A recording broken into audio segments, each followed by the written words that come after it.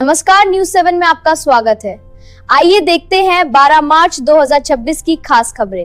UP का बड़ा gang war, Vicky त्यागी के हत्यारे सागर मलिक के पिता की गोलियों से भूनकर हत्या। बागपत में शादी में हुई वारदात।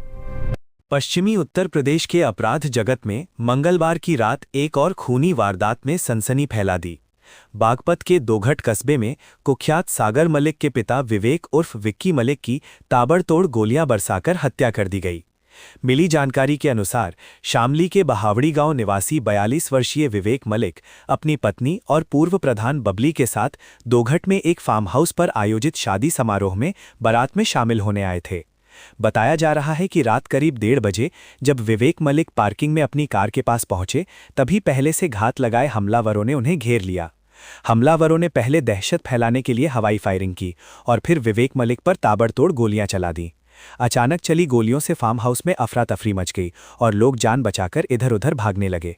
वारदात के बाद भाग रहे हमलावरों में से एक का पैर फिसल गया, जिसे मौके पर मौजूद लोगों ने पकड़ लिया। भीड़ ने उसकी जमकर पिटाई की और बाद में पुलिस के हवाले कर दिया। घटना की सूचना मिलते ही दोघट थाना पुलिस और वरिष्ठ अधिकारी मौके पर पहुंचे। पुलिस ने शव को कब्जे में लेकर पोस्टमार्टम के लिए बागपत भेज दिया। मृतक की पत्नी और पूर्व प्रधान बबली ने 4 लोगों के खिलाफ नामजद तहरीर दी है और इसे एक सोची समझी राजनीतिक और आपराधिक साजिश बताया है। बताया जा रहा है कि विवेक मलिक आगामी ग्राम प्रधान चुनाव की तैयारी कर रहे थे। फिलहाल उनके दोनों बेटे सागर मलिक और सौरभ जेल में बंद हैं। बागपत के पुलिस अधीक्षक सूरज कुमार राय ने बताया कि शुरुआती जांच में मामला पुरानी रंजिश का सामने आ रहा है। पुलिस ने एक आरोपी को गिरफ्तार कर उसके पास से हत्या में इस्तेमाल किया गया तमंचा बरामद कर लिया है। फिलहाल इलाके में भारी तनाव को देखते हुए बहावड़ी गांव में पीएसी तैनात कर दी गई है और पुलिस पूरे मामले की गहराई से जांच कर रही है। मुजफ्फरनगर के शाहपुर में एक समझौते का दबाव बनाने के लिए एक व्यक्ति ने धमकी दी है कि वह एक महिला का आपत्तिजनक फोटो वायरल कर देगा। मुजफ्फरनगर के शाहपुर थाना क्षेत्र में रिश्तों को शर्मसार करने वाला मामला सामने आया है। एक विवाहिता ने अपने पति रोहित और देवर मोहित पर आरोप लगाया है कि दहेज विवाद में समझौते का दबाव बनाने के लिए उसकी बहन की आपत्तिजनक तस्वीरें वायरल करने की धमकी दी गई। पुलिस ने मामला दर्ज कर जांच शुरू कर। अमेरिका के राष्ट्रपति डोनाल्ड ट्रंप का दावा है कि ईरान को घुटनों पर ला दिया गया है और जंग जल्द खत्म हो सकती है। हालांकि ईरान का साफ कहना है कि जंग भले अमेरिका इजराइल ने शुरू की है, लेकिन उसकी समाप्ति अब ईरान के शर्तों पर होगी।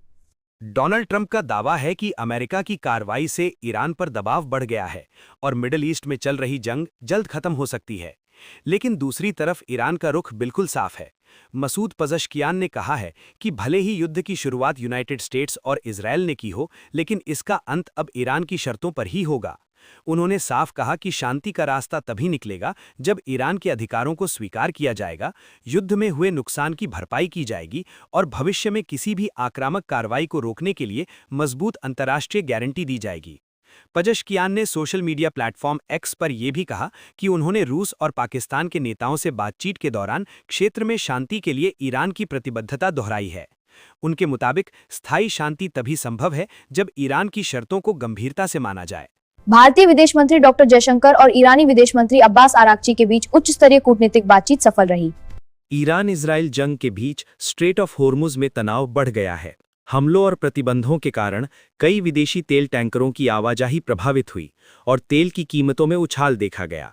इसी बीच भारत और ईरान के बीच हुई कूटनीतिक बातचीत का असर भी सामने आया। भारतीय विदेश मंत्री एस जयशंकर और ईरानी विदेश मंत्री अब्बास आरागची की चर्चा के बाद ईरान ने भारत झंडाधारी टैंकरों को होर्मुज से सुरक्षित गुजरने की अनुमति दे दी।